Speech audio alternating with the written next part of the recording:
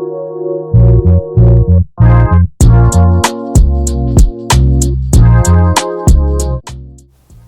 છો વિદ્યાર્થી મિત્રો?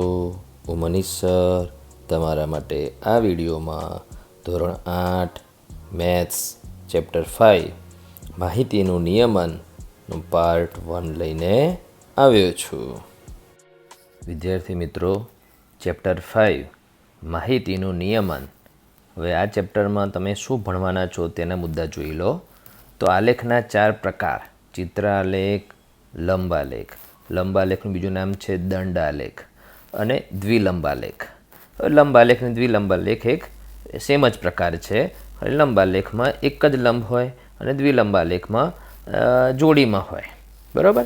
પછી ત્રીજો આલેખ છે સ્તંભાલેખ. એ પણ લંબાલેખનો જ પ્રકાર છે.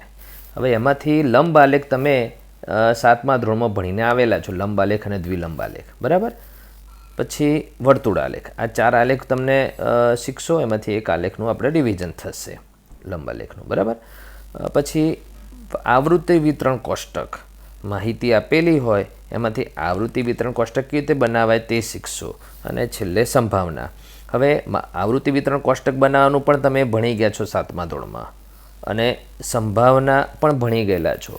પણ આવૃત્તિ વિતરણ કોષ્ટકમાં તમારે બધા પ્રકારની માહિતીનું આવૃત્તિ વિતરણ કોષ્ટક 7મામાં નહોતા ભણી ગયા, એટલે એમાંથી જે બાકી છે તે અને 7મામાં ભણ્યા તે પણ તમે ફરીથી શીખશો. અને સંભાવના પણ 7મામાં શીખી ગયેલા છો તે આવશે અને થોડુંક નવું આવશે, બરાબર વિદ્યાર્થી મિત્રો? વિદ્યાર્થી મિત્રો, માહિતીનું નિયમન. હવે આ ચેપ્ટરનું જે નામ છે એમ જ શબ્દ આવે છે માહિતી. માહિતી કોને કહેવાય તે સમજશો, અને પછી એનું નિયમન કરવામાં શું કરવાનું હોય છે તે તમને સમજાવીશું, બરાબર. તો પહેલાં માહિતી કોને કહેવાય તે. તો માહિતીને ઇંગ્લિશમાં ડેટા કહેવાય. તો તમે અહીંયા જુઓ છો, યાદ રાખવામાં શું લખ્યું છે કે રોજબરોજના જીવનમાં અનેક કિસ્સા દ્વારા એકત્રિત કરાતી વિગતને માહિતી એટલે કે ઇંગ્લિશમાં એને ડેટા કહેવામાં આવે છે, બરાબર. હવે આપણે એક ઉદાહરણ લઈ લઈએ. ધારો કે તમે તમારા સોસાયટીમાં જ્યાં રહેતા હોય ત્યાં દરેક જણના ઘરે જઈને અથવા તમે દરેક જણને ફોન કરીને પૂછો કે ભાઈ તમારા ઘરે વાહનો કેટલા છે, અને દરેક જણ વાહનોની સંખ્યા લખાવે ને તમે એ કાગળમાં નોંધી દો, તો શું થઈ? માહિતી. આ તો એક ઉદાહરણ છે. આવા તો અસંખ્ય ઉદાહરણો બની શકે. તો રોજબરોજના જીવનમાં અનેક કિસ્સા દ્વારા, એટલે અમુક આપણે એવા પ્રયત્નો કરતા હોઈએ છીએ. માહિતી એમને એમ સામેથી નથી આવી જતી, આપણે પૂછવામાં આવતી હોય છે, મેળવવા જવાનું હોય છે, અથવા મેળવવામાં આવતી હોય છે, એકત્રિત પછી કરાતી હોય છે, અને પછી એને કાગળમાં નોંધાતી હોય છે. એને માહિતી એટલે કે ડેટા કહેવામાં આવે છે. સમજી ગયા માહિતી કોને કહેવાય? હવે એના પછી લખ્યું છે કે માહિતીનો ટૂંકમાં અભ્યાસ કરવો હોય, એટલે ઝડપી અભ્યાસ કરવો હોય, અને એને સારી રીતે અભ્યાસ કરવો હોય, તો પછી એને આલેખ સ્વરૂપમાં દર્શાવવામાં આવે તો તમે માહિતીને સારી રીતે સમજી શકો. હવે જો આલેખ દોર્યા વગર પણ તમે માહિતીને સમજી શકો, જો નાની માહિતી હોય તો. પણ તમે બહુ વધારે જગ્યાએથી માહિતી એકત્રિત કરેલી હોય, વધારે સંખ્યામાં માહિતી એકત્રિત કરેલી હોય, અને એ તમને એક કાગળ ઉપર અથવા 2-4 કાગળ ઉપર લખીને આપવામાં આવે ને તમને કહેવામાં આવે કે તમે આ ડેટા સમજો, એટલે કે આ માહિતી સમજો, તો તમારે બધા આંકડાઓમાં જે માહિતી એકત્રિત, આંકડા જ એક માહિતીમાં આવે છે એવું નથી, શબ્દો પણ આવે. હવે તમે ધારો કે કોઈક જગ્યાએથી વાહનના પ્રકાર અથવા વાહન કઈ કંપનીનું છે તે માહિતી એકત્રિત કરો, તો એ શબ્દમાં આવે. તો એ બધી માહિતી જો તમે એને પહેલાં તો એનું વર્ગીકૃત કરો, એટલે કે એનું આવૃત્તિ વિતરણ કોષ્ટક બનાવો, અને પછી એનો આલેખ બનાવો, તો આલેખ જોઈને જ ખબર પડી જાય કે આ માહિતીમાં કયા અવલોકનો વધારે છે, કયા ઓછા છે. તો એ માહિતીને સારી રીતે આપણે સમજી શકીએ. તો આલેખ સ્વરૂપે આપણે એને દર્શાવવામાં આવે છે. તો આલેખના કેટલા પ્રકાર આપણે તમારે આ ચેપ્ટરમાં ભણવાના છે? તો એક ચિત્ર આલેખ, પછી લંબાલેખ એટલે કે દંડાલેખ, અને જોડે દ્વિલંબાલેખ, બરાબર. અને એક વર્તુળાલેખ પણ તમે ભણવાના છો. તો એમાં લંબાલેખ અને દ્વિલંબાલેખ તો તમે 7મા ધોરણમાં ભણી ગયા છો, પણ એને ફરીથી ભણશો. તો ચિત્ર આલેખ કોને કહેવાય? તો આપેલી માહિતીને ચોક્કસ સંકેતનો ઉપયોગ કરીને તમે ચિત્રાત્મક રજૂઆત કરો, તો એ કરવામાં આવતી ચિત્રાત્મક રજૂઆતને ચિત્ર આલેખ કહે છે. તો તમે અહીંયા જુઓ, આ એક ચિત્ર આલેખ છે, બરાબર. શેનું ચિત્ર દોરેલું છે? કારનું. અને આ ચિત્ર આલેખથી તમને શું ખબર? આલેખ દોરેલો જ છે, આ આલેખ જ દોરેલો જ છે. હવે એમાં આપણે જુલાઈ મહિનાની વાત કરીએ તો જુલાઈ મહિનામાં તમે જુઓ, એક આખી કાર દોરેલી છે, બીજી પણ આખી કાર છે અને ત્રીજી કાર અડધી છે. અને શું અહીંયા લખ્યું છે કે એક આખી કાર એટલે 100 કાર, એટલે એક સંકેત 100 કાર દર્શાવે છે. તો એના પ્રમાણે આ 250 કાર થઈ, 250 કાર થઈ. અને એ લખ્યું છે કે અહીં અડધી કાર એટલે 50 કાર. પછી ઓગસ્ટ મહિનામાં 300 કાર હવે વેચાઈ છે કે કોઈ કંપની, મતલબ કે કોઈ કાર વેચતી કંપનીએ કાર ખરીદી છે એ અહીંયા નથી, બરાબર. ઉત્પાદન કર્યું. જો નીચે તમે પ્રશ્ન જુઓ. ચલો પહેલાં સપ્ટેમ્બર મહિનાનું જોઈ લો. સપ્ટેમ્બર મહિનામાં 3 આખી કાર છે, સોરી 4 આખી કાર છે, એટલે કેટલી કાર થઈ? 400 કાર. અને અહીંયા છે કોઈ કંપનીએ ઉત્પાદન કર્યું છે. તો શું લખ્યું? જુલાઈ માસમાં કુલ કેટલી કારનું ઉત્પાદન થયું? તો જુલાઈ માસમાં 250 કારનું ઉત્પાદન થયું. કયા માસમાં સૌથી વધુ કારનું ઉત્પાદન થયું? તો તમે જોઈ શકો છો સપ્ટેમ્બર માસમાં. આ જે 3 માસ બતાડ્યા છે એમાંથી. તો આ કહેવાય ચિત્ર આલેખ. એ સૌથી સહેલો હોય છે. પરીક્ષામાં ચિત્ર આલેખ દોરવાનો નથી પૂછાતો, પણ માની લો દોરીને આપેલો હોય તો એના આધારે તમારે નીચે પ્રશ્નો હોય એ પ્રશ્નોના જવાબ પૂછાતા હોય છે. તો ચિત્ર આલેખ કોને કહેવાય ખબર પડી ગઈ. તો એક આલેખ તો આપણો પૂરો બી થઈ ગયો સમજૂતીમાં, બરાબર. હા, હવે તમે અહીંયા જે લખેલું છે એના ઉપર ધ્યાન આપો. માહિતીમાં શું લખેલું છે કે રોજબરોજના જીવનમાં તમે કેવી કેવી માહિતી એકઠી કરી શકો અથવા કેવી માહિતી એકઠી કરવામાં આવતી હોય છે. તો કોઈ બેટ્સમેન માટે એવું પૂછવામાં આવે કે છેલ્લી 10 ક્રિકેટ મેચ, ટેસ્ટ મેચમાં બેટ્સમેને બનાવેલા રન, બરાબર. તો એ તમે નોંધો તો એ માહિતી કહેવાય. છેલ્લી 10 વન ડે ક્રિકેટ મેચમાં બોલરે લીધેલી વિકેટો. તો આ બધી માહિતી, આ બંને માહિતી જે મેં ઉદાહરણ આપ્યા એ અંકમાં આવે, બરાબર. પછી ત્રીજું છે તમારા વર્ગમાં ગણિતની એકમ કસોટીમાં વિદ્યાર્થીઓએ મેળવેલા ગુણ. તો ધારો કે 40નો ક્લાસ હોય તો 40 વિદ્યાર્થીઓએ ગણિતમાં કેટલા ગુણ મેળવ્યા તે માહિતી એ માહિતી કહેવાય, બરાબર. આપણે તો માહિતી સમજવાની છે. માહિતી કોને કહેવાય તે. તમારા દરેક મિત્રએ વાંચેલી વાર્તાની ચોપડીઓની સંખ્યા. તો અહીંયા જે 4 ઉદાહરણ આપેલા છે, 4 ઉદાહરણમાં માહિતી અંકમાં મળશે, એટલે એને સંખ્યાત્મક માહિતી કહેવાય. પછી શબ્દોવાળી માહિતીમાં મેં શું કીધું હતું કે તમે તમારા સોસાયટીમાં અથવા તમે મિત્રોને ફોન કરીને પૂછો ભાઈ તમારા ઘરે જે કાર છે કારની કંપનીનું નામ આપો. તો એવી રીતે જે માહિતી એકઠી કરો એ ગુણાત્મક માહિતી કહેવાય, બરાબર. તો માહિતીના પ્રકાર હોય છે, પણ આપણે માહિતીના પ્રકાર વિશે ભણવાનું અહીંયા નથી. તો આ બધી માહિતી ભેગી કરી અને પછી એનું આવૃત્તિ વિતરણ કોષ્ટક બનાવવાનું હોય છે, બરાબર. અને આવૃત્તિ વિતરણ કોષ્ટક કેવી રીતે બને એ તમને હમણાં આગળ શીખવાડવામાં આવશે. વિદ્યાર્થી મિત્રો, લંબ આલેખ કોને કહેવાય એટલે કે દંડ આલેખ કોને કહેવાય તેની વ્યાખ્યા જુઓ, બરાબર. તો શું લખ્યું છે? રેખાખંડ કે સમાન પહોળાઈવાળા સ્તંભોની મદદથી.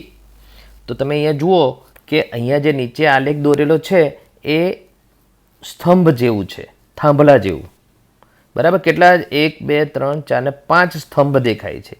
તો આવા સ્તંભ બી હોઈ શકે અથવા એકલો આ રીતે રેખાખંડ પણ હોઈ શકે. રેખાખંડ પણ એકલો લઈ શકાય, બરાબર. તો એ કહેવા માગે છે કે લંબ આલેખમાં તમે એકલો રેખાખંડ બી લઈને દોરી શકો અથવા આવા સ્તંભ દોરી શકો. ની મદદથી કરવામાં આવેલી માહિતીની રજૂઆતને લંબ આલેખ અથવા દંડ આલેખ અને ઇંગ્લિશમાં એને બાર ગ્રાફ કહે છે. એટલે આટલી વ્યાખ્યા છે, બરાબર. તો વ્યાખ્યા પૂરી થઈ ગઈ. હવે એમાં શું લખ્યું છે કે આ સ્તંભોની ઊંચાઈ એ જે તે ચલની કિંમતના સમપ્રમાણમાં હોય છે. એટલે ઊંચાઈ અને ચલની કિંમત સમપ્રમાણમાં હોય છે. એટલે અહીંયા આપણે શું છે? ચલની કિંમત છે 8મા ધોરણના વિદ્યાર્થીઓની સંખ્યા એ ચલ છે, બરાબર. તો અને આ છે સ્તંભની ઊંચાઈ. તો માની લો કે આ 2 સેન્ટીમીટર સ્તંભની ઊંચાઈ છે, 2 સેન્ટીમીટર, બરાબર. આ 4 સેન્ટીમીટર સ્તંભની ઊંચાઈ છે. કેવી રીતે? તો આ 1 સેન્ટીમીટર, 2, 3 અને 4, એટલે અહીં સુધી 4 સેન્ટીમીટર થાય એમ. તમારે શું જોવાનું છે? સમપ્રમાણનો મતલબ કે જેમ સંખ્યા વધે તેમ સ્તંભની ઊંચાઈ પણ વધે, તો એ સમપ્રમાણમાં કહેવાય. અને તેની જાડાઈનું કશું મહત્ત્વ હોતું નથી. હવે બે વિદ્યાર્થી આ જ માહિતીનો લંબ આલેખ દોરે તો કોઈ વિદ્યાર્થી આ લંબની પહોળાઈ આટલી રાખે 1 સેમી, તો કોઈ વિદ્યાર્થી 2 સેમી પહોળાઈ ધરાવતો સ્તંભ બનાવે, અથવા કોઈ વિદ્યાર્થી ખાલી રેખાખંડ પણ રાખી શકે. એટલે જાડાઈનું એ સ્તંભની જાડાઈનું કશું મહત્ત્વ હોતું નથી. પણ હા, એટલું ધ્યાન રાખવાનું કે તમે જે સ્તંભ દોર્યો છે બરાબર, તેની પહોળાઈ તમે એક વખત રાખી જેટલી 1 સેન્ટીમીટર, તો બધા જ સ્તંભની પહોળાઈ એક સરખી રાખવાની, એ નક્કી. પછી જો તમે પહેલા સ્તંભમાં રેખાખંડ દોર્યો તો દરેકમાં તમારે રેખાખંડ જ દોરવાનો સ્તંભની જગ્યાએ. જો તમે પહેલા સ્તંભની પહોળાઈ 2 સેન્ટીમીટરની રાખી તો બધા જ સ્તંભની પહોળાઈ 2 સેન્ટીમીટરની રાખવાની. એટલે સ્તંભની પહોળાઈ અથવા સ્તંભની જાડાઈનું કશું મહત્ત્વ નથી હોતું. એટલે જુદું જુદું રાખી શકાય એવું નહીં, દરેકનું સરખું રાખવું પડે. પણ તમે જે બી રાખવું હોય પહોળાઈ જાડાઈ તે રાખી શકો, એ કહેવા માગે છે. બરાબર. ઊંચાઈ માહિતીના ચલના માપના સમપ્રમાણમાં હોય છે. જેમ ચલની સંખ્યા વધે તેમ ઊંચાઈ વધે. બરાબર. અને સ્તંભની પહોળાઈ એ સરખી હોય છે. પછી બીજું એ યાદ રાખવાનું કે દરેક સ્તંભ વચ્ચેનું અંતર પણ સરખું હોય છે. તમે જુઓ કે આ 2 સ્તંભ વચ્ચે 1 સેન્ટીમીટરનું અંતર છે, તો આ 2 સ્તંભ વચ્ચે પણ 1 સેન્ટીમીટરનું જ અંતર છે, જે તમે 2 સેન્ટીમીટરનું પણ રાખી શકો. હા, તમે જે રાખો પહેલા 2 સ્તંભ વચ્ચે જે અંતર રાખો એ જ દરેક સ્તંભ વચ્ચેનું અંતર જોઈએ. એટલે સ્તંભની પહોળાઈ સરખી રાખવાની અને તેમની વચ્ચેની જગ્યા પણ સરખી રાખવાની. ઊંચાઈ, સ્તંભની ઊંચાઈ એ વિદ્યાર્થીઓની સંખ્યા પ્રમાણે હોય છે. વિદ્યાર્થીની સંખ્યા વધારે તો ઊંચાઈ વધારે, પણ દાખલા ઉપર ડિપેન્ડ છે. બરાબર. હવે આ લંબ આલેખ દોર્યા પછી એના આધારે તમે પ્રશ્નોના જવાબ પણ આપી શકો. તો નીચે જો પહેલો પ્રશ્ન શું લખ્યો છે કે લંબ આલેખ દ્વારા કઈ માહિતી અહીંયા દર્શાવવામાં આવેલી છે, તો તમારે આ આલેખ જોવાનો. એમાં આ એક્સ અક્ષ કહેવાય, જે અત્યારે હું રેડ કલરથી બતાવું છું એ એક્સ અક્ષ કહેવાય, અને આ ઊભો જે દોરેલો છે એ વાય અક્ષ કહેવાય. અને એના ઉપર શું દર્શાવેલું છે તે તો આપણે એક્સ અક્ષ ઉપર શૈક્ષણિક વર્ષ બતાવેલું છે, અને વાય અક્ષ ઉપર 50, 100, 150, 200, 250 એ બધું જે બતાવ્યું છે એ ધોરણ 8ના વિદ્યાર્થીઓની સંખ્યા બતાવેલી છે. અને એટલું તમે જોઈ લો તો તમે આ પહેલા પ્રશ્નનો જવાબ આપી શકો. લંબ આલેખ દ્વારા કઈ માહિતી દર્શાવવામાં આવી છે, તો તમે લખી શકો કે આ લંબ આલેખ દ્વારા જુદા જુદા શૈક્ષણિક વર્ષમાં ધોરણ 8ના વિદ્યાર્થીઓની સંખ્યા દર્શાવવામાં આવેલી છે. બરાબર. પહેલા પ્રશ્નનો જવાબ આવી ગયો. પછી બીજો પ્રશ્ન, કયા વર્ષમાં વિદ્યાર્થીઓની સંખ્યામાં વધારો સૌથી મહત્તમ છે? તો તમે જુઓ કયા વર્ષમાં વિદ્યાર્થીઓની સંખ્યામાં વધારો સૌથી વધારે થયો, તો તમે છેલ્લેથી જુઓ. 2006-07માં અહીંયા ઉપર સંખ્યા લખી દઈએ તો અહીંયા છે 350, પછી અહીંયા 300, પછી અહીંયા 250, પછી અહીંયા 200 અને અહીંયા 100. તો તમે જુઓ કે 2004-05થી 2007-08 સુધી દરેક વર્ષે 50-50 સંખ્યા વધી છે. 50 વધી, અહીંયા 50 વધી, અહીંયા પણ સંખ્યા 50 વધી. પણ અહીંયા 100 હતી સંખ્યા, તો 100ની 200 થઈ, તો એ વધારો સૌથી વધારે છે. એટલે 2004-05માં વિદ્યાર્થીઓની સંખ્યામાં વધારો સૌથી મહત્તમ છે, 2003-04થી 2004-05માં. બરાબર. પછી ત્રીજો પ્રશ્ન, કયા વર્ષમાં વિદ્યાર્થીઓની સંખ્યા સૌથી વધુ છે? અહીંયા સંખ્યામાં વધારો મહત્તમ પૂછ્યો છે. અહીંયા પૂછ્યું વિદ્યાર્થીઓની સંખ્યા વધુ કયા વર્ષમાં છે, તો 2007-08માં. 2007-08માં સૌથી વધારે સંખ્યા છે વિદ્યાર્થીઓની. બરાબર. પછી અહીંયા લખ્યું છે નીચેનું વિધાન ખરું છે કે ખોટું. તો 2005-06ના વિદ્યાર્થીઓની સંખ્યા 2003-04 કરતાં બમણી છે. તો 2003-04ની કેટલી છે, તો 100, અને 2005-06ની કેટલી છે, તો 250. તો 100 કરતાં 250 બમણી કહેવાય? ના કહેવાય, અઢી ગણી કહેવાય. એટલે બમણી છે તો ના, આ વિધાન ખોટું. તો આ રીતે લંબ આલેખ કોને કહેવાય તે એની વ્યાખ્યા જોઈ. લંબ આલેખને અંગ્રેજીમાં બાર ગ્રાફ કહેવાય, દંડ આલેખ ગુજરાતીમાં બીજું નામ કહેવાય. લંબ આલેખમાં જે સ્તંભ બનાવવાના હોય છે એની પહોળાઈ કેવી રાખવાની હોય છે, પછી દરેક સ્તંભ વચ્ચેની જગ્યા સરખી રાખવાની છે તે જોઈ, અને સ્તંભની ઊંચાઈ એ માહિતીના સમપ્રમાણમાં હોય છે, એટલે જુદી જુદી હોય છે. હા, પણ બધા જ અંકો સરખા તો સ્તંભોની ઊંચાઈ પણ સરખી હોય, એટલે આ યાદ રાખવાનું સમપ્રમાણમાં હોય છે, ચલનની સંખ્યાના સમપ્રમાણમાં હોય છે. પછી આલેખને આધારે પ્રશ્નોના જવાબ તમે આપી શકો. આટલું તમે શીખ્યા. લંબ આલેખ દોરતા પછી શીખવાડું છું, બરાબર? દોરેલો હોય તો તેને કઈ રીતે સમજી શકાય તે તમે અહીંયા જોયું. વિદ્યાર્થી મિત્રો, હવે તમે અહીંયા સમજશો દ્વિલંબ આલેખ કોને કહેવાય, એટલે એની વ્યાખ્યા પહેલાં જોઈ લો, અને પછી એક દ્વિલંબ આલેખ દોરેલો છે એને દોરેલા દ્વિલંબ આલેખથી તમે શું સમજી શકો છો તે તમને હું સમજાવીશ. તો વ્યાખ્યા શું? જે લંબ આલેખમાં બે પ્રકારની માહિતીને એક સાથે દર્શાવવામાં આવે તો તેને દ્વિલંબ આલેખ એટલે કે ડબલ બાર ગ્રાફ કહેવામાં આવે છે. તો એક સાથે બે પ્રકારની માહિતી દર્શાવવામાં આવે, બરાબર? હવે આને ઉદાહરણથી સમજીશું. એટલે અહીંયા દોરેલો છે દ્વિલંબ આલેખ. દ્વિલંબ આલેખ કેવી રીતે દોરાય એ પછી સમજાવું છું. તો અહીંયા માની લો કે એક વિદ્યાર્થીની વાત છે, બરાબર? ધારો કે સુનિલ, બરાબર? સુનિલ જ્યારે 2005-06માં ભણતો હતો ત્યારે એને જુદા જુદા અહીંયા જે 5 વિષયો આપેલા છે, ગણિત, SS એટલે સામાજિક વિજ્ઞાન, વિજ્ઞાન, અંગ્રેજી અને હિન્દી, આ 5 વિષયમાં જે માર્ક્સ ગુણ આવતા હતા, મેળવેલા ગુણ, એ એના ઉપર આધારિત. પછી 2006-07માં તો આ ટાઈપનો જે સંકેત કરેલો હોય એ 2006-07ના ગુણ બતાવશે, અને આ ટાઈપનો સંકેત કરેલો 2005-06ના ગુણ બતાવશે, મેળવેલા ગુણ. તો તમે, અને સુનિલ વિદ્યાર્થીનું નામ છે એવું આપણે માની લો. અહીંયા નથી એવું લખ્યું, પણ આપણે માની લો કે એક વિદ્યાર્થીની જ વાત છે. સુનિલે ગણિતમાં 100માંથી 30 માર્ક્સ મેળવ્યા હતા 2005-06માં, 30, બરાબર? પણ બીજા વર્ષે એટલે 2006-07માં ગણિતમાં એને 60 માર્ક્સ આવ્યા. આટલું ખબર પડે? પછી એસએસમાં 2005-06માં 50 માર્ક હતા, ત્યારે 2006માં એના 55 માર્ક્સ હતા. અહીંયા બરાબર વચ્ચોવચ્ચ 50 અને 60ની વચ્ચોવચ્ચ છે એટલે 55 લખ્યું. અહીંયા બીજા વચ્ચેના કાપા દોરેલા નથી એટલે આપણે એટલું આશરે લખવાનું છે. 52 છે, 53 છે, હા 50થી વધારે છે અને 60થી ઓછા છે, વચ્ચોવચ્ચ છે માનીને 55 લખ્યું છે અત્યારે. તો પછી તમે જુઓ વિજ્ઞાન. વિજ્ઞાનમાં 2005-06માં એને મેળવેલા ગુણ 45 છે, અને વિજ્ઞાનમાં 2006-07માં કેટલા મેળવ્યા? 50. અંગ્રેજીમાં 50 માર્ક મેળવ્યા તો એના પછી ઘટ્યા કેટલા? 45 થયા. હિન્દીમાં 2005-06માં પણ 60 માર્ક્સ, બરાબર? 60 બરાબર લાઈનમાં છે, અને 2006-07માં પણ 60.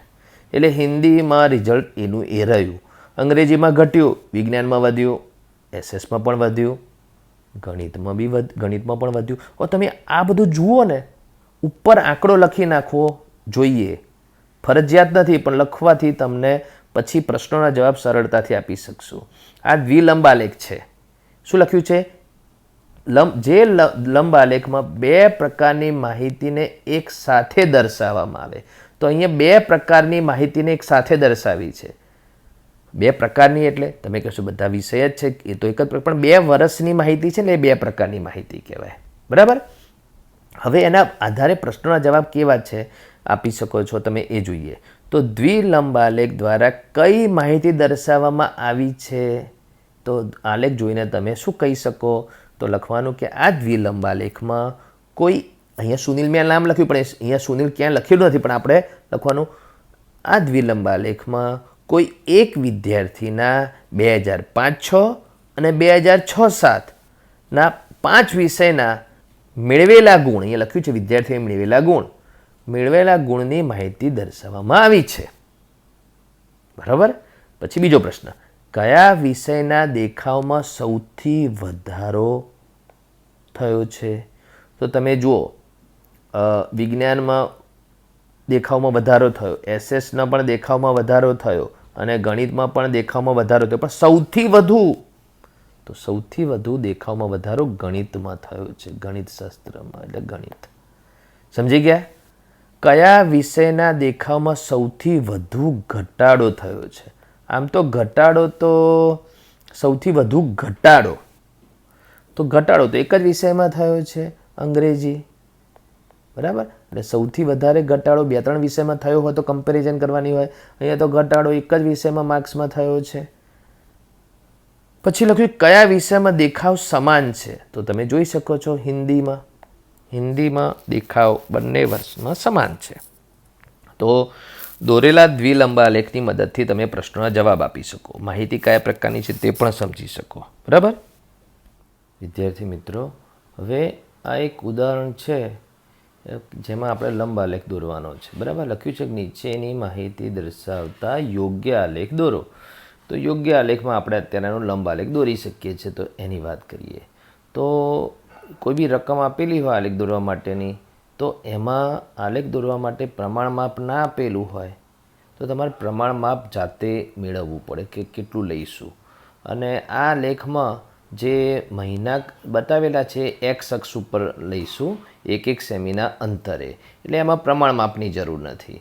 પણ જે વાય અક્ષ ઉપર જે માહિતી લઈશું વેચાયેલ ઘડિયાળની સંખ્યા, એમાં સંખ્યા છે આ બધી 1000, 1500, બરાબર, તો એમાં ત્યાં પ્રમાણ માપ લેવું પડે. તો પ્રમાણ માપ ના આપેલું હોય તો કેવી રીતે મેળવવું પડે?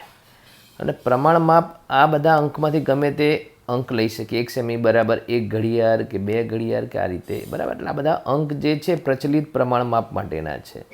1 સેમી બરાબર 23 કે એવા અંકો નથી લેવામાં આવતા.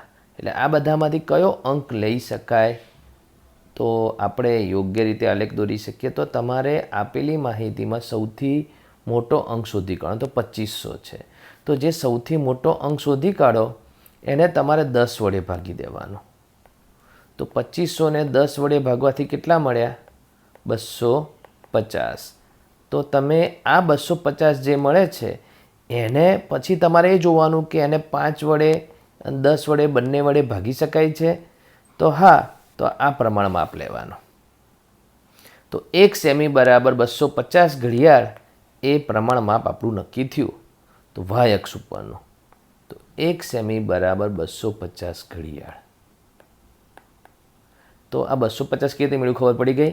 ફરીથી જે માહિતી આપેલી હોય એ માહિતીમાં જે વાય અક્ષ ઉપર બતાવવાની માહિતી હોય એમાં સૌથી મોટો અંક પહેલાં શોધી કાઢવાનો અને એને 10 વડે ભાગવાનો.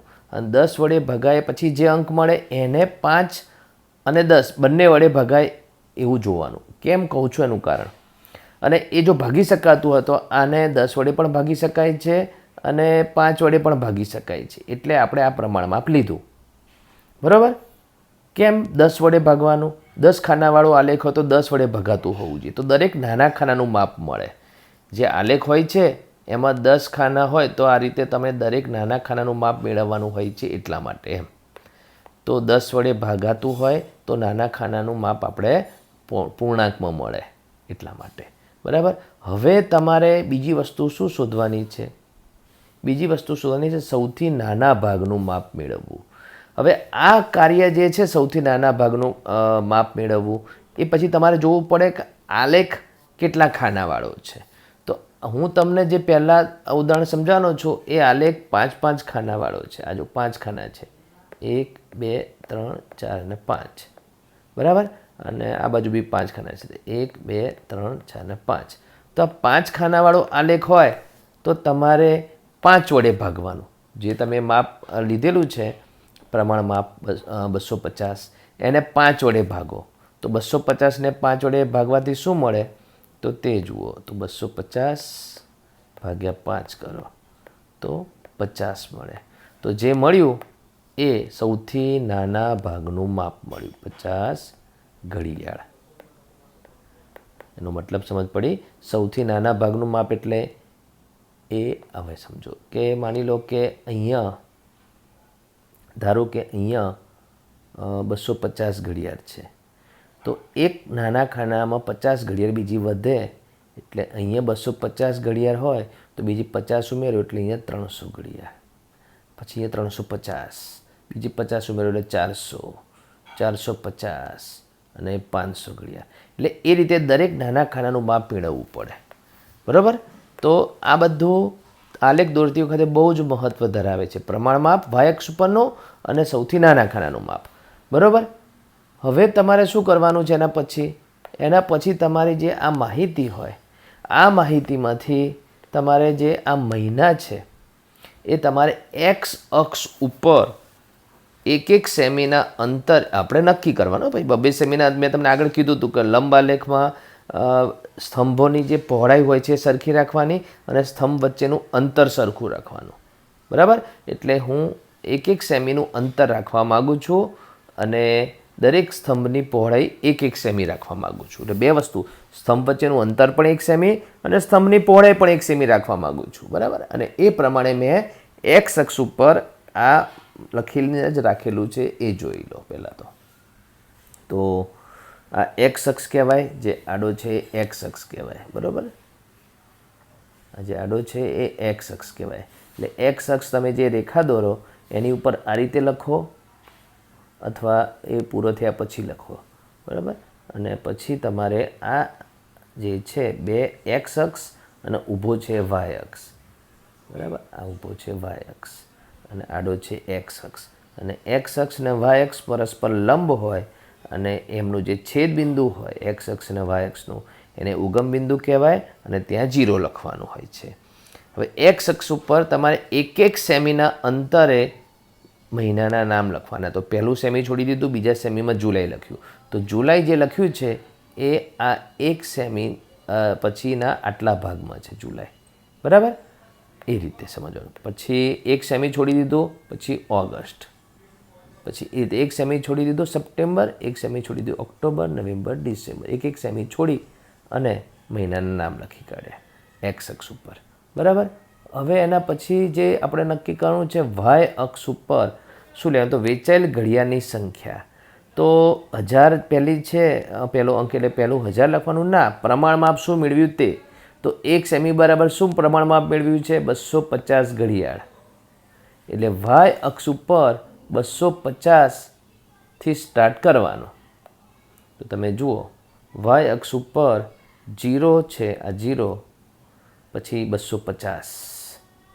બરાબર. અને દરેક નાના ખાનાનું માપ 50 ઘડિયાળ છે. એટલે અહીંયા 50, પછી 50 વધારો એટલે 100, 50 વધારો એટલે 150, 50 વધારો એટલે 200 અને 50 વધારો એટલે 250. તો આ રીતે 250 એ 1 સેમી બરાબર માપ છે.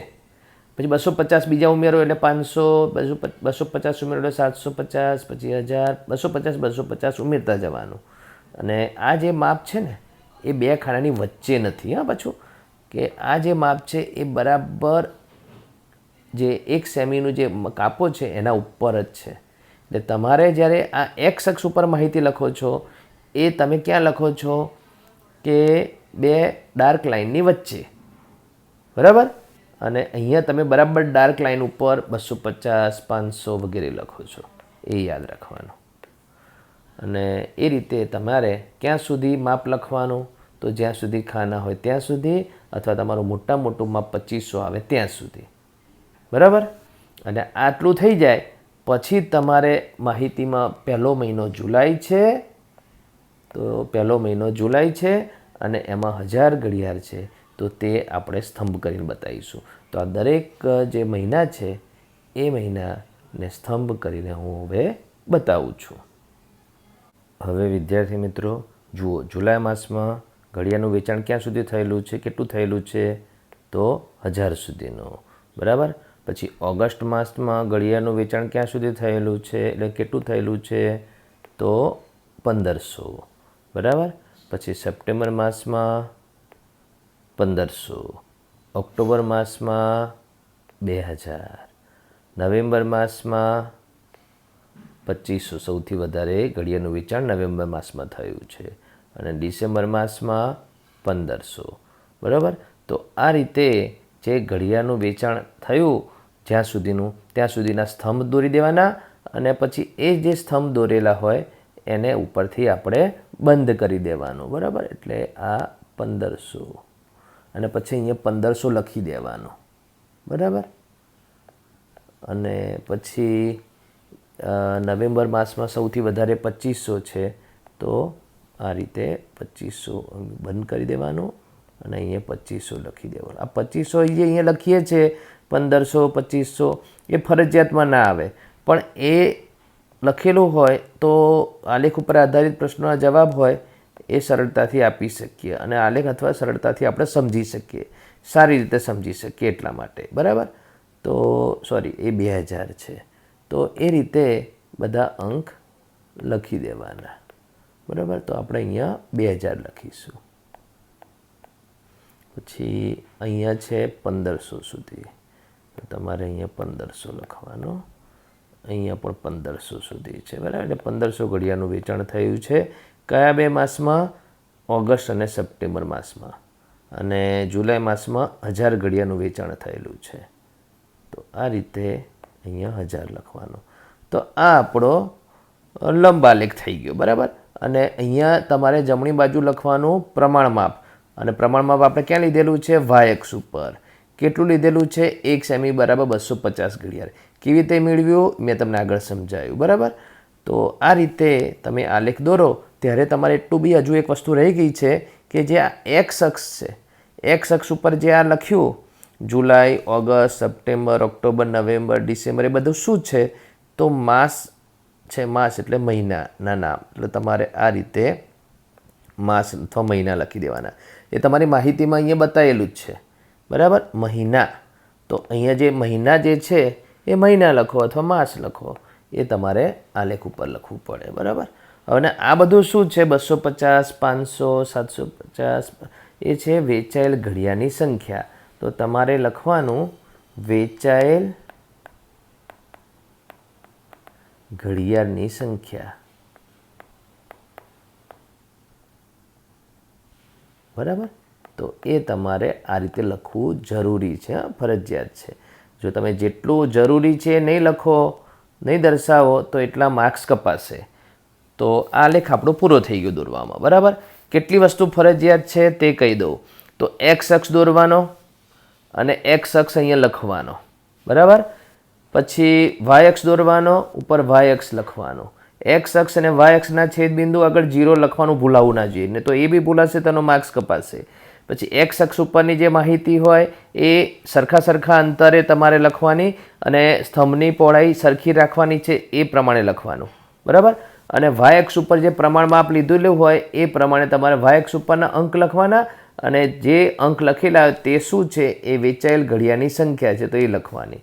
અને એક્સ અક્ષ ઉપર આ બધું શું છે? જુલાઈ, ઓગસ્ટ, સપ્ટેમ્બર, ઓક્ટોબર, નવેમ્બર, તો મહિના અથવા માસ છે એ લખવાનું. અને અહીંયા જમણી બાજુ ઉપરના ખૂણે પ્રમાણ માપ વાય અક્ષ ઉપર 1 સેમી બરાબર 250 ઘડિયાળ જે બી હોય દાખલા પ્રમાણે, બરાબર, આલેખ પ્રમાણે તે લખવાનું. તો આ રીતે લંબ આલેખ દોરી શકાય. સમજી ગયા વિદ્યાર્થી મિત્રો?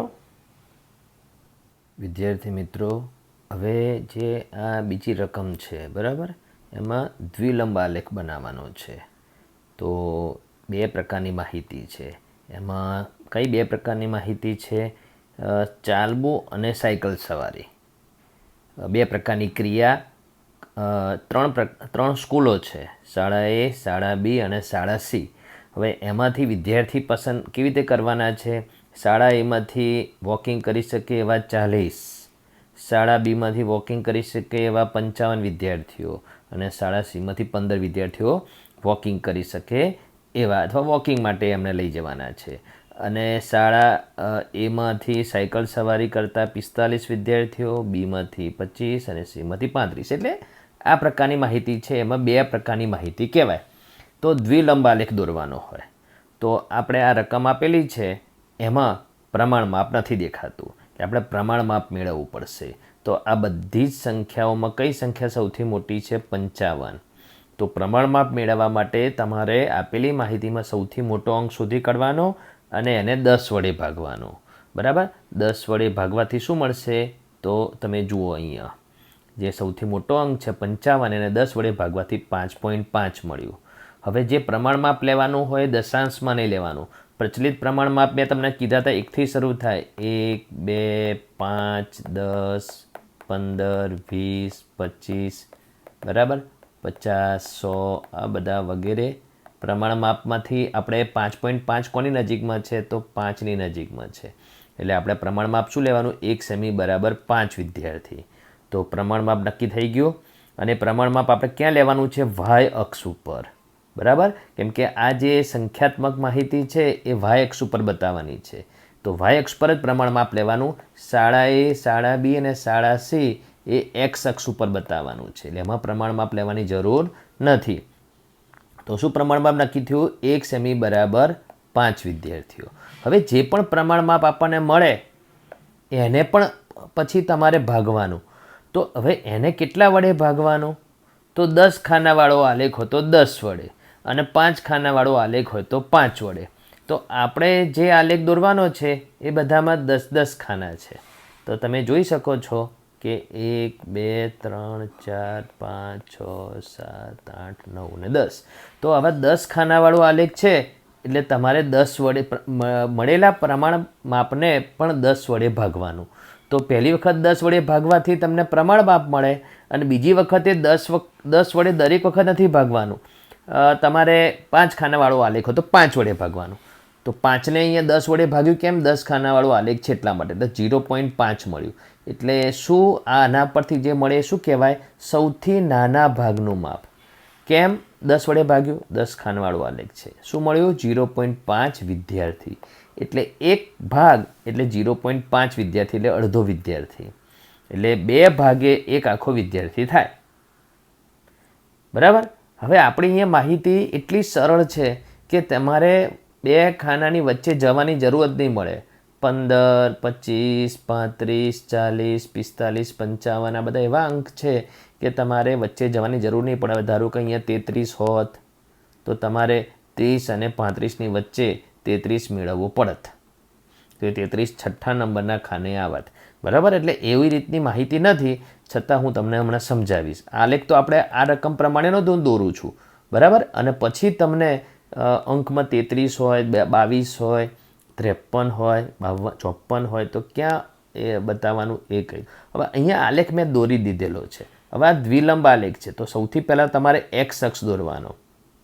બરાબર. નીચેથી 2 ખાના છોડી દો કે 3 ખાના છોડી દો એ તમારે નક્કી કરવાનું. ઉપર આપણી પાસે જગ્યા વધારે હોય તો તમે 3 ખાના બી છોડી શકો.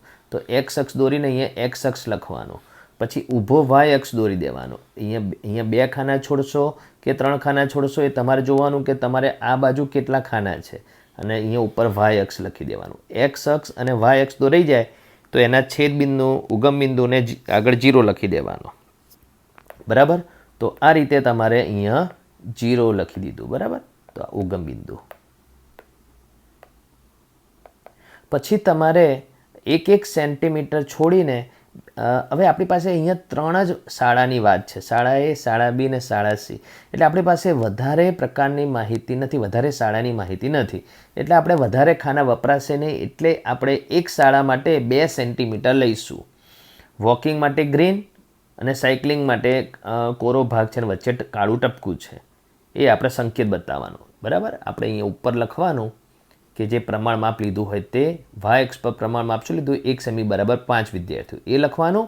અને દ્વિલંબ આલેખ હોય ત્યારે આવું બતાવવું પડે કે આ રીતે જે લંબચોરસ બનાવશો એ લંબચોરસની અંદર ગ્રીન કલર કરેલું એ ચાલવું એટલે વોકિંગ બતાડે છે અને લંબચોરસની અંદર જે વચ્ચે ટપકું કરો એ સાયકલ સવારી બતાડે છે એટલે સાયકલિંગ. બરાબર.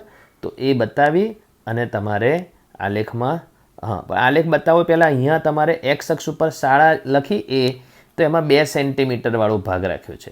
1 સેમી ખાલી રાખ્યું છે. બરાબર. આ 1 સેમી ખાલી રાખ્યું અને 2 સેમી તમે શાળા એ લીધી. પછી 1 સેમી ખાલી રાખ્યો અને 2 સેમી માટે શાળા બી લીધી. એ દરેક શાળા વચ્ચે સરખું અંતર જોઈએ. 1 સેમીનું.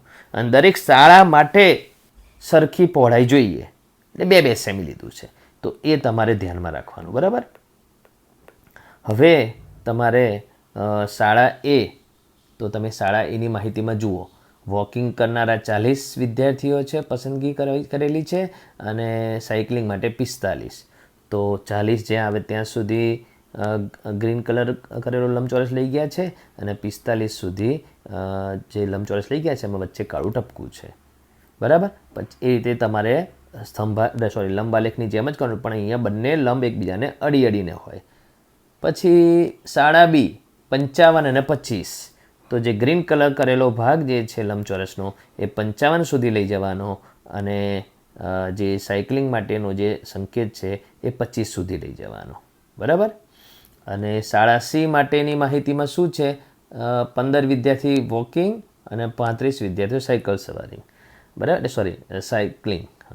તો 15 વિદ્યાર્થીઓ જે છે એ વોકિંગ માટે એટલે 15 સુધી જવા દેવાનું અને 35 સાયકલિંગ માટે, બરાબર. આ રીતે લંબાલેખની જેમ જ દ્વિલંબાલેખ દોરવાનો હોય છે, પણ દ્વિલંબાલેખમાં 2 પ્રકારની માહિતી જોડે જોડે દર્શાવવાની હોય છે. એટલે આ બંનેને આપણે અલગ સંકેતથી બતાવવું પડે. એટલે આપણે એમાં સંકેત કલર કરો એવું જરૂરી નથી. પરીક્ષામાં કલર લઈ ગયો તો કરી બી શકો, તમારી પાસે ટાઈમ હોય તો, બરાબર. તો આ રીતે દ્વિલંબાલેખ દોરી શકાય. હવે હું તમને એ બતાડું છું કે આ 40 છે, પણ ધારો કે 41 હોત તો ક્યાં સુધી તમારે લંબચોરસ લઈ જવું પડત? તો 41 ક્યાં આવે? તો આ 40 છે, બરાબર. તો 40 પછી 10 ખાના પછી 45 છે. અને મેં તમને સૌથી નાના ભાગનું માપ શું કીધેલું છે? સૌથી નાના ભાગનું માપ 0.5 વિદ્યાર્થી એટલે અડધો વિદ્યાર્થી છે.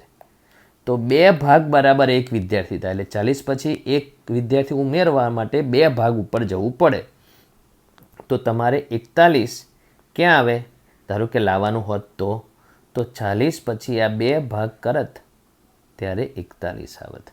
તો ત્યાં 41 આવે, બરાબર. ચલો અહીંયા 45 છે તો 48 ક્યાં આવે? ચલો 48 ક્યાં આવે? તો એક ખાને અડધો વિદ્યાર્થી ઉમેરો એટલે આપણે અહીંયા 45 એટલે 45, 46, 46, 47, 48 એટલે અહીંયા 48 વિદ્યાર્થી આવે આ જગ્યાએ. એટલે તમારે આ રીતે 48 અહીંયા નિશાની આટલે સુધી તમારું લંબચોરસ દોરવું પડે. 48 હોય તો. એટલે અત્યારે આપણી પાસેની જે માહિતી છે એ એવી છે કે જે આપણે આંકડા બતાવીએ છીએ વાયક્ષ ઉપર ત્યાં સીધું આવે છે. ચલો ભાઈ 55 છે, એમાં ઉપર અહીંયા 55 પછી અહીંયા લખ્યું હોય તો 60 આવે, કારણ કે 5-5નું છે. તો 59 ક્યાં આવે? ચલો 59 ક્યાં આવે? તો એક ખાનાએ અડધો વિદ્યાર્થી એટલે 55, 56, 57, પછી 57, 58, 58, 59. તો 59 જો લાવવાનો હોત તો આ જગ્યાએ આવત. તો ત્યાં સુધીનો તમારું લંબચોરસ આમ દોરવો પડત અને પછી ઉપર 59 આમ કરીને લખત, બરાબર. તો આ રીતે દ્વિલંબાલેખ હોય કે લંબાલેખ હોય, તમારે પ્રમાણ માપ મહત્વનું હોય છે. પ્રમાણ માપ ના આપેલું હોય તો મેળવવું કેવી રીતે પડે એ રીતે સમજાયું. 10 વડે કેમ પહેલી વખત 10 વડે ભાગીએ છીએ એનું કારણ કહી દઉં. એટલા માટે ભાગીએ છીએ કે આપણી પાસે જે આલેખપત્ર છે એ આલેખપત્રમાં ઉપરની બાજુના ખાનાની સંખ્યા 1, 2, 3 આમ કરતાં ગણીએ તો લગભગ 26, 27 સુધીના ખાના હોય છે. 26 કે 27. તમારો આલેખ ખૂબ નીચો ના રહેવો જોઈએ અને છેક ઉપર સુધી ના પહોંચી જાય. ઉપર સુધી એટલા માટે ના પહોંચવો જોઈએ કેમ કે આ બાજુ તમારે જમણી બાજુના ખૂણે પ્રમાણમાં પણ આ બધી માહિતી લખવાની, એટલે ત્યાં કોરો ભાગ રાખવાનો હોય છે. એટલે તમારું આલેખપત્ર લગભગ 20 થી 25 સેન્ટીમીટર ઊંચાઈનું હોય તો 10 સેન્ટીમીટરની ઊંચાઈ સુધી તમારે રાખવાનું હોય છે. એટલા માટે પહેલી વખત 10 વડે ભાગીએ છીએ, બરાબર. એટલે 10 સેન્ટીમીટરની આસપાસ રહેવું જોઈએ. એટલા માટે જરૂરી નથી તમારી પાસે વધારે ખાના તો વધારે સુધી પણ ઊંચું લઈ જઈ શકો. અને પછી 10 વડે કેમ ભાગીએ છીએ? તો એ 10 ખાનાવાળો આલેખ હોય તો 10 વડે ભાગવાનો અને 5 ખાનાવાળો આલેખ હોય તો 5 વડે ભાગીને સૌથી નાના ભાગનું માપ મેળવવાનું, બરાબર. તો આ લંબાલેખ અને દ્વિલંબાલેખ તમે 7મા ધોરણમાં તો ભણી જ ગયેલા છો, એની એ જ સમજૂતી તમને આ ફરીથી આપવામાં આવેલી છે. વિદ્યાર્થી મિત્રો, હવે આ જે દાખલો છે એમાં પણ આપણે દ્વિલંબાલેખ દોરવાનો છે, બરાબર. તો રકમમાં શું લખ્યું છે પહેલાં એ જોઈ લઈએ. વન ડે ક્રિકેટમાં વિશ્વની શ્રેષ્ઠ 8 ક્રિકેટ ટીમના વિજયનું પ્રતિશત પ્રમાણ અહીંયા આપેલું છે. તો એમાં કઈ 8 ટીમ છે? South Africa, Australia, Sri Lanka, New Zealand, England, Pakistan, West Indies, India, બરાબર. એટલે 8 ટીમ જોઈ લીધી. અને કયો સમયગાળાની વાત છે? 2 સમયગાળા છે ટોટલ. ચેમ્પિયન્સ ટ્રોફીથી વર્લ્ડ કપ 2006 સુધીમાં જે જીત મેળવેલી હોય એ વિજય એટલે જીત, ની ટકાવારી પ્રમાણ આપેલું છે, બરાબર. તો એ સાઉથ આફ્રિકાનું 75%, ઓસ્ટ્રેલિયાનું 61% એ પ્રમાણે એક માહિતી છે. અને બીજી છે 2007માં જે છેલ્લી 10 વન ડે ક્રિકેટ મેચ રમાઈ એમાં જીતનું એટલે વિજયનું પ્રતિશત પ્રમાણ આપેલું છે. એ બંને વચ્ચેની સરખામણી તમારે આલેખ દ્વારા કરવાની છે, બરાબર. તો માહિતીમાં આ જે રકમ છે એમાં સૌથી મોટો અંક કયો છે? તો સૌથી મોટો અંક છે 78. કેમ? આપણે સૌથી મોટો અંક પહેલાં શોધવાનો, જે વાય અક્ષ ઉપર આપણે પ્રમાણ માપ મેળવવાનું હોય છે તેના માટે, કેમ કે પ્રમાણ માપ તો આપેલું નથી. તો જે 78 છે સૌથી મોટો અંક, બરાબર, એને આપણે 10 વડે ભાગવાથી શું મળે? 7.8. 7.8થી નજીકમાં પ્રચલિત પ્રમાણ માપ કયું છે? તો એક 5 આવે છે અને એક 10 આવે છે. તો 5 અથવા 10 બેમાંથી ગમે તે એક પ્રમાણ માપ આપણે લઈશું. તો આપણે જુઓ, સૌથી પહેલાં 78 જે ટકા જે છે સૌથી મોટો અંક, એને 10 વડે ભાગવાથી 7.8 આવ્યું. અને 7.8ની નજીક કોની નજીકમાં છે? તો 10ની અને 5ની. તો આપણે 10ની નજીક પ્રમાણે આપણે લઈને પ્રમાણ માપ 10 લઈ લઈશું, બરાબર, 10%. તો શું આપણે પ્રમાણ માપ ક્યાં લેવાનું છે? વાય અક્ષ ઉપર. 1 સેમી બરાબર 10%. તો પ્રમાણ માપ મેળવાઈ ગયું.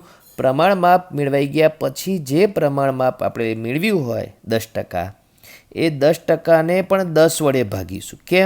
કેમ કે આપણે આ આલેખ દોરીશું એમાં 10 ખાનાવાળા આલેખનો ઉપયોગ કરીશું, આલેખપત્રનો, બરાબર. તો તમે એ જોઈ શકો છો કે આ 10 ખાનાવાળું આલેખપત્ર છે. તો એટલે આપણે પ્રમાણ માપ જે મેળવ્યું હોય એને પણ આપણે પછી 10 વડે ભાગીશું. જો 5 ખાનાવાળો આલેખ હોય તો 5 વડે ભાગવાનું. તો એનાથી મળ્યું 1%. તો આ જે 1% મળ્યું એ સૌથી નાના ભાગનું માપ મળ્યું. તો સૌથી નાનો ભાગ જે છે, માની લો કે આ જગ્યાએ 10% હોય તો દરેક નાના ખાનામાં 1% એટલે 11%, 12%, 13, 14, 15, 16, 17, 18, 19 અને 20. ત્યારે અહીંયા 20% આવે. તો એ રીતે સૌથી નાના ખાનાનું માપ આપણે મેળવવું પડે, બરાબર. તો એ મેળવી લીધું. હવે શું છે કે આપણે આલેખ મેં દોરીને રાખેલો છે, છતાં હું તમને સ્ટેપ બતાવી દઈશ કે પહેલાં શું કરવાનું. તો સૌથી પહેલાં તમારે આલેખપત્રમાં સૌથી નીચે 2 કે 3 ખાના છોડીને એક્સ અક્ષ દોરવાનો, અને એ એક્સ અક્ષ દોરાઈ જાય એટલે છેલ્લે તમારે એક્સ અક્ષ એવું લખવાનું, બરાબર. હવે અહીંયા 8 ટીમોની માહિતી છે. 8 ટીમ છે એટલે ટીમની સંખ્યા મતલબ માહિતી 8 ટીમની છે. એટલે તમારે અહીંયા શું છે કે છેક સુધી સ્તંભ બનશે એટલે લંબ બનશે. અને પાછી 2 પ્રકારની માહિતી છે એટલે બબે લંબ એકબીજાને અડાડીને તમારે દોરવાના હોય છે. એટલે આપણે શું કરીશું કે જે 8 ટીમો લખી છે એ પહેલાં 1 સેન્ટીમીટર છોડી દીધું. એટલે તમને કીધેલું જ છે કે દરેક લંબ વચ્ચેનું અંતર સરખું હોવું જોઈએ, એટલે 1 સેમીનું અંતર રાખ્યું છે. અને દરેક લંબની જાડાઈ એટલે કે પહોળાઈ સરખી જોઈએ.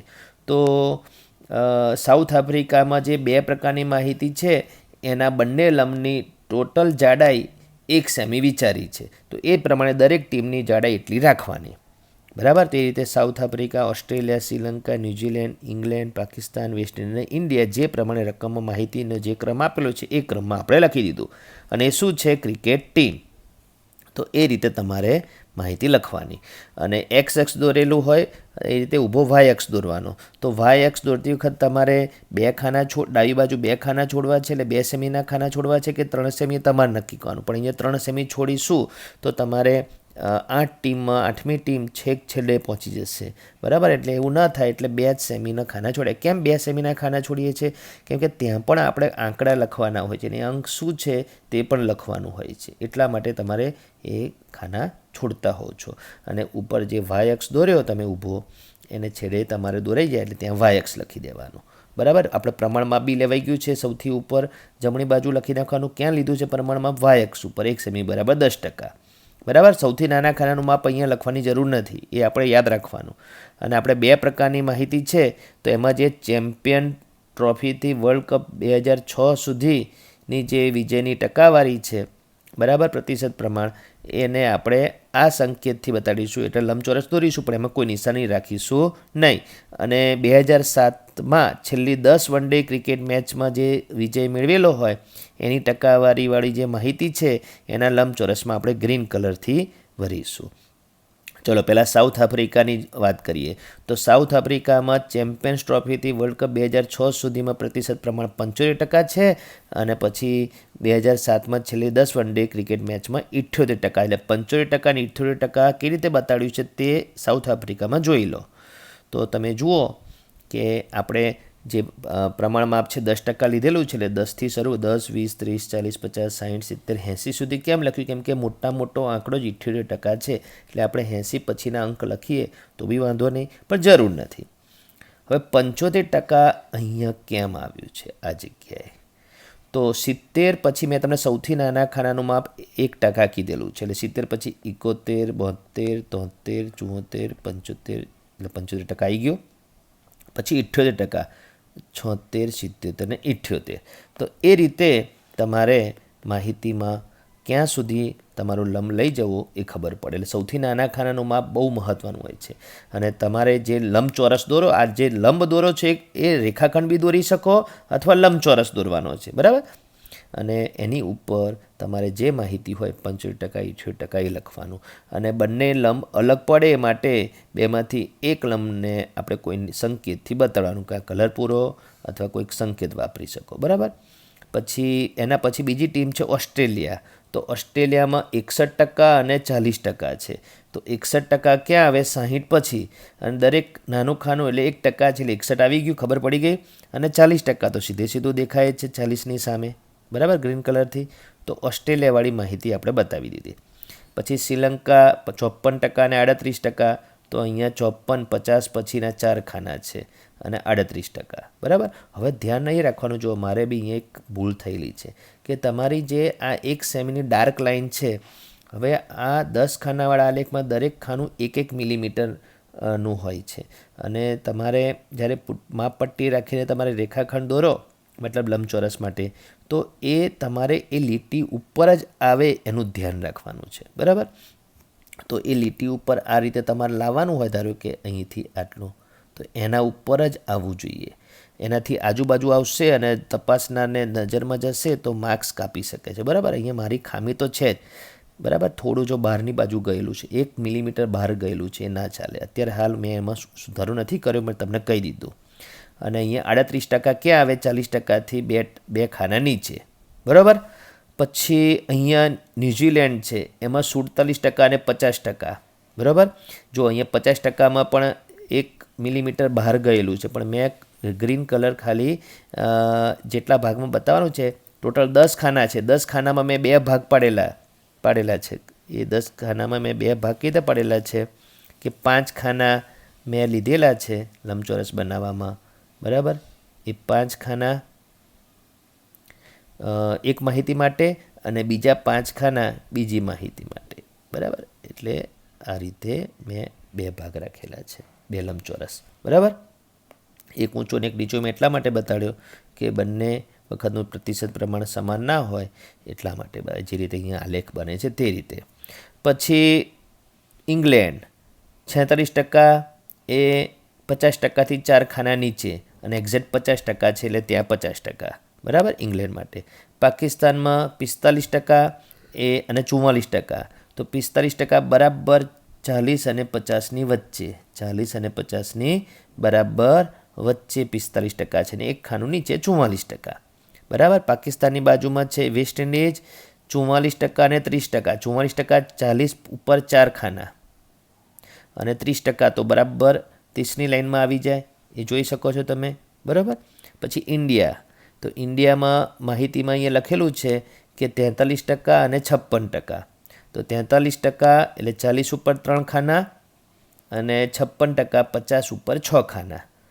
આ બહુ મહત્ત્વનું છે કે જે ડાર્ક લાઇન હોય છે એની ઉપર ક્યાં સુધી જવાનું હોય છે. એટલે સૌથી નાના ભાગનું માપ એ આ બહુ જ મહત્ત્વ ધરાવે છે, બરાબર. જે 1% અહીંયા છે તે એ આપણે કેવી રીતે મેળવીએ તમને મેં સમજાવ્યું, બરાબર. પહેલાં જે સૌથી મોટો અંક હોય એને 10 વડે ભાગવાનું, અને એનાથી જે જવાબ મળે એના નજીકમાં પ્રચલિત અંક કયો આવે છે પ્રમાણ માપનો તે લેવાનું, અને એને 10 ખાનાવાળો આલેખ હોય તો 10 વડે ભાગવાનું, 5 ખાનાવાળો આલેખ હોય તો 5 વડે ભાગવાનું, અને એના ઉપરથી સૌથી નાના ભાગનું માપ તમને મળે. અને પછી આલેખ, આ તો તમારે 7મા ધોરણમાં લંબ આલેખ અને દ્વિલંબ આલેખ ભણી જ ગયા છો, પણ આ મેં તમને રિવિઝનમાં લીધું. બરાબર વિદ્યાર્થી મિત્રો? હવે વિદ્યાર્થી મિત્રો, આ 11 શબ્દોની સમજૂતી મારે તમને આપવાની છે. બરાબર? તો એ આપી દઈશ તો આગળ આવૃત્તિ વિતરણ કોષ્ટક બનાવવાનું તમારે આવશે. બરાબર? એટલે આગળ એટલે આના પછી તો પહેલો શબ્દ છે માહિતી કોને કહેવાય. તો એ મેં તમને આગળ સમજાવ્યું છે. માહિતી એટલે ડેટા ઇંગ્લિશમાં. આપણે કોઈને અથવા ક્યાંકથી પૂછીને એકત્રિત કરીને જે લાવીએ સંખ્યા અથવા શબ્દો, બરાબર, એ માહિતી કહેવાય. અને એ માહિતીના 2 પ્રકાર હોય છે. એક સંખ્યાત્મક માહિતી અને બીજી ગુણાત્મક માહિતી. તમે ધારો કે જે માહિતી પૂછીને એકત્રિત કરો એમાં બધી સંખ્યા આવે તો એ સંખ્યાત્મક માહિતી કહેવાય. હવે તમે જે માહિતી મેળવો એમાં સંખ્યા આવે જ નહીં, શબ્દો આવે.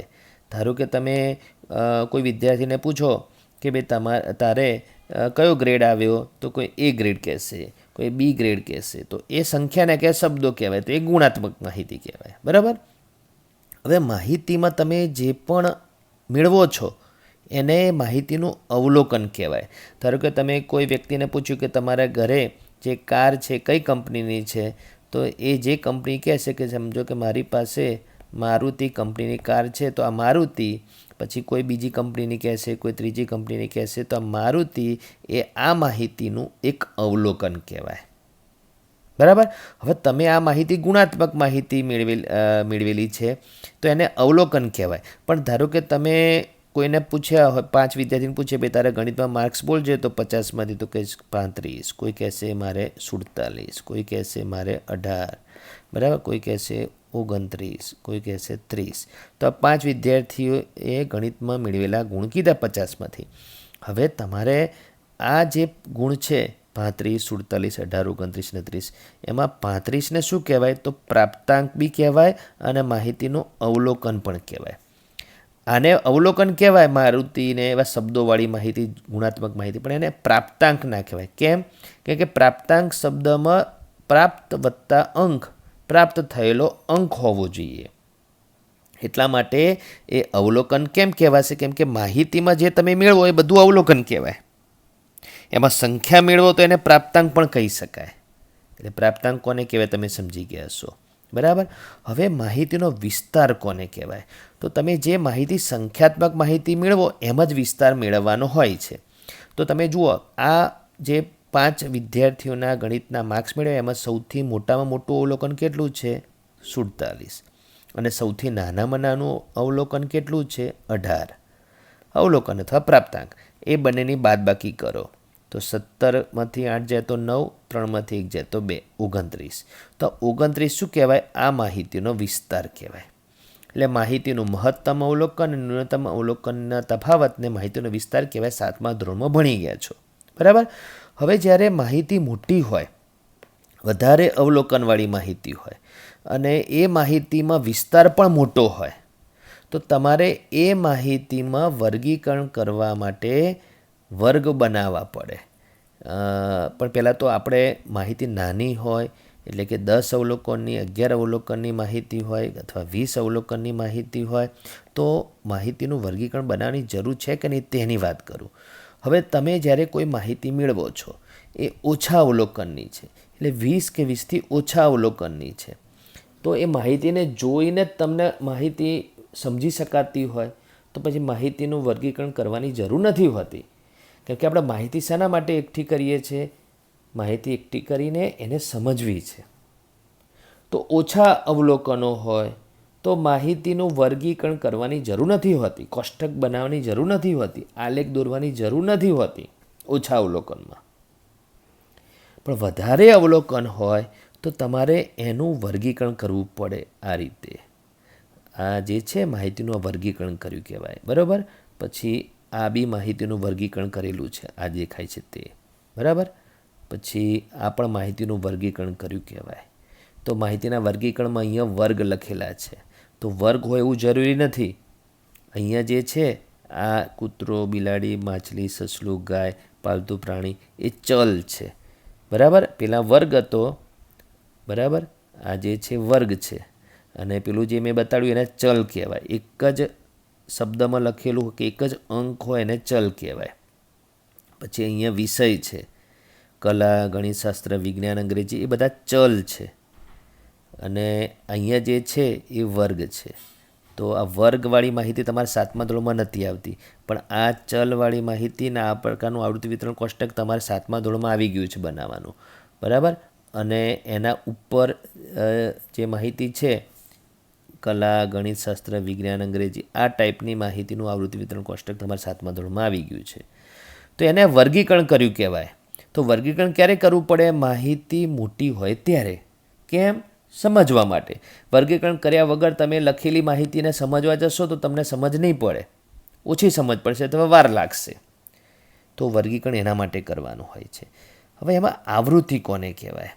તો એના માટે તમે જુઓ કે આ જે છે માહિતી મેળવેલી છે અહીંથી આટલે સુધી, કલાથી આ કલા લખ્યું છે ત્યાં સુધી.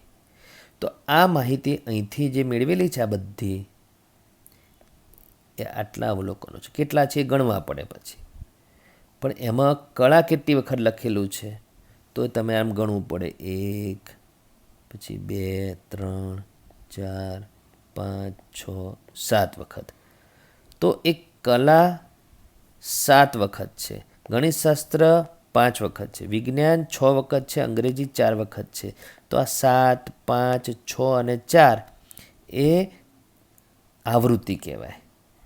તો કોઈ અવલોકન કેટલી વખત આવે છે તે દર્શાવતા અંકને આવૃત્તિ કહેવાય. બરાબર, તો આવૃત્તિ કોને કહેવાય તે સમજાવ્યું તમને. હવે આવૃત્તિ વિતરણ કોને કહેવાય? તો બસ એ આજે આપણે બતાડ્યું એ આવૃત્તિ વિતરણ કહેવાય. તમે આ રીતે આ આખું જે છે એને આવૃત્તિ વિતરણ કોષ્ટક કહેવાય. બરાબર, તો આવૃત્તિ વિતરણ કોને કહેવાય તે સમજાયું, એટલે આવૃત્તિ વિતરણ કોષ્ટક ખબર પડી ગઈ. પછી જે 3 શબ્દો છે એ તમારા માટે નવા છે, 7મા ધોરણમાં નહોતું આવ્યું. આ બાકીના આ બધા શબ્દો તમારે 7મા ધોરણમાં આવી ગયેલા હતા. વર્ગ કોને કહેવાય અને વર્ગની જરૂર ક્યારે પડે? તો જ્યારે તમે સંખ્યાત્મક માહિતી મેળવો, એ સંખ્યાત્મક માહિતીનો વિસ્તાર મોટો હોય. માહિતીનો વિસ્તાર મોટો કોને કહેવાય? તો 25, 50, 100, 200, 1000 એવા મોટો વિસ્તાર હોય ત્યારે તમારે આવૃત્તિ વિતરણ કોષ્ટક બનાવતી વખતે વર્ગ પાડવાની જરૂર પડે. ચલો તો એક ઉદાહરણથી સમજાવું. તો આ જુઓ માહિતી. તો આ માહિતીમાં અહીંથી અવલોકનો લીધેલા છે, તો આટલે સુધીના અવલોકનો છે. કેટલા અવલોકનો છે? તો આ આખી માહિતીનું વર્ગીકરણ કરી દીધું છે, આવૃત્તિ વિતરણ કોષ્ટક બની તો 60 અવલોકનો છે. બરાબર, પણ એ ના બનાવ્યું તો આપણે ગણવા પડે. હવે તમને મારે અહીંયા સમજાવવાનું છે વર્ગ શું કહેવાય. બરાબર, તો અને વર્ગ બનાવવાની જરૂર ક્યારે પડે તે કહી રહ્યો છું. તો જે આ અવલોકનો છે એ અવલોકનમાં સૌથી નાનામાં નાનું અવલોકન અને સૌથી મોટામાં મોટું અવલોકન મેળવી અને તમે એની બાદબાકી કરો તો વિસ્તાર મોટો મળશે. વિસ્તાર 10થી મોટો મળે તો તમારે આ રીતે વર્ગ બનાવવાની જરૂર પડે. 10 કે 20થી વધારે મળે ત્યારે. બરાબર, હવે વર્ગ શું છે? તો અહીંયા લખ્યું છે 0 થી 10, 10 થી 20, 20 થી 30, 30 થી 40, 40 થી 50. તો આને વર્ગ કહેવાય. આ દરેક વર્ગ જ છે. તો એનો અર્થ શું? તો આપણે 20 થી 30નો અર્થ સમજાવો. 20 થી 30 એનો મતલબ એ થાય કે આ ભાગમાં 20, 21, 22, 23, 24 થી 29 સુધીના અવલોકનો એ આ જગ્યાએ દર્શાવી શકાય. તો તમે અહીંયા જે લખેલું છે 0 થી 10, તો 0, 1, 2 થી 9 સુધીના અવલોકનો તમે અહીંયા દર્શાવી શકો. એટલે 0 થી 10માં 10 અહીંયા બી છે અને 10 અહીંયા પણ છે. તો જ્યારે આ રીતે 0 થી 10, 10 થી 20, 20 થી 30 એ રીતે સળંગ હોય એમાં આ 10 2 વખત આવે છે, 20 2 વખત આવે છે, પછી 30 થી 40માં 30 2 વખત આવે છે, 30 થી 40, 40 થી 50માં 40 2 વખત આવે છે. તો એ 2 વખત જે આવે છે એટલે સતત આવૃત્તિ વિતરણ કોષ્ટક કહેવાય. સતત આવૃત્તિ વિતરણ કોષ્ટક કોને કહેવાય, અસતત આવૃત્તિ વિતરણ કોષ્ટક કોને કહેવાય, એ શબ્દો અત્યારે તમારે નથી યાદ રાખવાના. પણ તમારે એ યાદ રાખવાનું કે જ્યારે કોઈ વર્ગ લખેલા હોય આ રીતે, એમાં કોઈ અંક બે વર્ગોમાં આવતો હોય એને એક આગળના વર્ગનો છેલ્લો અંક અને એના પછીના વર્ગનો પહેલો અંક. તો 10 અહીંની આ બેની જ વાત કરીએ તો 10 તમારે આ ખાનામાં ગણવાનું. પછી અહીંયા 30 બંનેમાં છે, આ બંનેમાં 30, તો 30 આમાં પણ છે ને આમાં છે, પણ 30 તમારે આ ભાગમાં ગણવાનું. અને આ આવૃત્તિ ચિહ્નો કઈ રીતે પડેલા છે તો તે તમે 7મા ધોરણમાં તમે વર્ગ વગરનું જે આવૃત્તિ વિતરણ કોષ્ટક બનાવેલું છે આમાં આ ટાઈપના, એમાં તમને ભણી જ ગયા છો કે એ સંખ્યા ત્યાં ગણવાની. સમજો કે આ 21 છે તો 21 આ ખાનામાં ગણેલું છે, બરાબર. પછી 10 છે, એના પછી આ 10, તો એ 10 તમારે આ ખાનામાં નહીં, ઉપર નહીં, નીચેના ખાનામાં એટલે બીજા નંબરના ખાનામાં ગણેલું છે. મારે તમને અત્યારે શું સમજાવવાનું છે, વર્ગ કોને કહેવાય. તો આ 40થી 50, 50થી 60 આ બધા વર્ગ છે. વર્ગ કોને કહેવાય સમજી ગયા. હવે તમારે એના પછી એ વર્ગનું બીજું નામ છે વર્ગ અંતરાલ. અધઃ સીમા કોને કહેવાય ને ઉર્ધ્વ સીમા કોને કહેવાય તે સમજાવું છું. તો ચલો આપણે એક વર્ગ, આ સમજાવવા માટે મારે એક વર્ગ લખવો પડે. તો આ 20થી 30 વચ્ચે માઇનસ નથી, ડેશ અથવા 20થી 30 એવું વંચાય. તો 20થી 30માં નાનો અંક છે એને અધઃ સીમા કહેવાય અને મોટો અંક છે એને ઉર્ધ્વ સીમા કહેવાય. ખબર પડી ગઈ. અને એ બંનેની બાદબાકી કરો, કેટલી મળે 10, એને વર્ગ લંબાઈ કહેવાય, બરાબર. તો એ વર્ગની વર્ગ લંબાઈ કહેવાય અથવા કદ કહેવાય, વર્ગનું કદ. તો આ 11 શબ્દો તમે સમજી ગયા છો, બરાબર. હવે અહીંયા જે રીતે લખેલું છે એ પ્રમાણે હવે સમજાવું છું તમને. મેં મારી રીતે સમજાવ્યું. હવે અહીંયા શું લખેલું છે તો જુઓ, અવલોકન કોને કહેવાય તો તપાસ હેઠળની વસ્તુ કે એકમ સાથે સંકળાયેલ ચલના લક્ષણના માપને અવલોકન કહેવાય. તો આ જે ગણિતિક ભાષામાં લખેલું છે તો તમારે વ્યાખ્યા પૂછાય તો આ રીતે લખવી પડે. તો તમે કોઈ તપાસ કરી છે કોઈ વસ્તુની, તો આ શું છે તો કે આ કૂતરું છે, આ પેન છે, બરાબર. કેટલા માર્ક્સ આવ્યા તો કે 40 માર્ક આવ્યા. તો આ બધું જે મેળવીએ છીએ એ કોઈ માર્ક્સનું આપણે વિચારીએ છીએ તો માર્ક્સ એ ચલ કહેવાય, અને આપણે એનું જે અવલોકન મેળવીએ છીએ, જે લક્ષણ મેળવીએ છીએ એને પછી આપણે અવલોકન કહેવાય, બરાબર. માહિતી, અવલોકનના સમૂહને માહિતી કહેવાય. પ્રાપ્તાંક કોને કહેવાય, ચલના લક્ષણ પર મળતા અવલોકનની કિંમતને પ્રાપ્તાંક કહેવાય, એમાં અંક આવે, બરાબર. માહિતીનો વિસ્તાર કોને કહેવાય, મળેલા પ્રાપ્તાંકો પૈકી મહત્તમ પ્રાપ્તાંક અને ન્યૂનતમ પ્રાપ્તાંક વચ્ચેના તફાવતને માહિતીનો વિસ્તાર કહેવાય. માહિતીના પ્રકાર, માહિતી બે પ્રકાર હોય છે, માહિતીના બે પ્રકાર હોય છે, સંખ્યાત્મક માહિતી અને ગુણાત્મક માહિતી. બધું મેં તમને કહી દીધું છે. વર્ગીકરણ કોને કહેવાય, માહિતીનું વર્ગીકરણ તો માહિતીને સંખ્યા અનુસાર અથવા ચલ અનુસાર, ગુણધર્મો અનુસાર જુદા જુદા વર્ગોમાં કે સમૂહમાં વહેંચવાની ક્રિયાને વર્ગીકરણ કહે છે. એટલે આ જે કોષ્ટક બનાવીએ છીએ એ વર્ગીકરણ કહેવાય, બરાબર. પણ એની વ્યાખ્યા છે, તો વ્યાખ્યા જ્યારે લખવાની આવે તો ગાણિતિક શબ્દોમાં જ લખવી પડે, આપણી ભાષામાં ના ચાલે. પછી આવૃત્તિ કોને કહેવાય, આવૃત્તિ વિતરણના દરેક વર્ગમાં દરેક ચલ દીઠ કેટલા પ્રાપ્તાંકો છે તે દર્શાવતી સંખ્યાને તે વર્ગની આવૃત્તિ કહે છે, બરાબર. આવૃત્તિ વિતરણ કોને કહેવાય તો સંખ્યાત્મક માહિતીના ચલના મૂલ્યો તેને અનુરૂપ આવૃત્તિ દર્શાવતી ગોઠવણીને આવૃત્તિ વિતરણ કહે છે કે આવૃત્તિ વિતરણ કોષ્ટક કહે છે. વર્ગ કોને કહેવાય, જ્યારે સંખ્યાત્મક માહિતીને તેના વિસ્તાર પ્રમાણે, વિસ્તાર ધારો કે 100નો હોય, ધારો કે તમે મહત્તમ અવલોકન અને ન્યૂનતમ અવલોકનની બાદબાકી 100ની આસપાસ મળે છે, અને તો તમારે એને 10 વડે ભાગો તો 10 મળે, તો 10 વર્ગ લંબાઈવાળા 10 વર્ગ તમે બનાવી શકો. તમારે વર્ગ 5 જ બનાવવાના છે, બરાબર. તો તમારે એને 5 વડે ભાગો તો 20 મળે, તો 20 વર્ગ લંબાઈ તમારે લેવાની. એટલે તમારે વર્ગો કેટલા બનાવવા છે તે વિસ્તારને તમારે ભાગવાનું.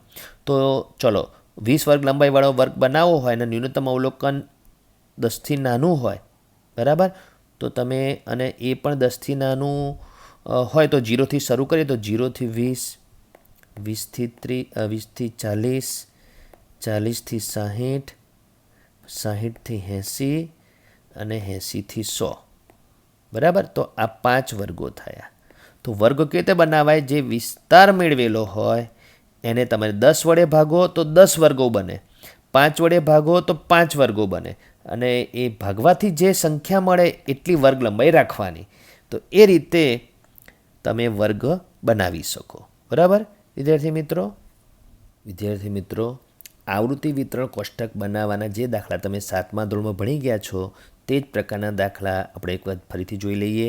તો આ એક દાખલો છે, આવૃત્તિ વિતરણ કોષ્ટક બનાવેલું જ છે, બનાવતા નથી શીખવાડતો, બનાવેલું છે, કેવી રીતે બનેલું છે તે જુઓ. તો આ કલાથી અહીંયા કલા સુધીના અવલોકનો છે.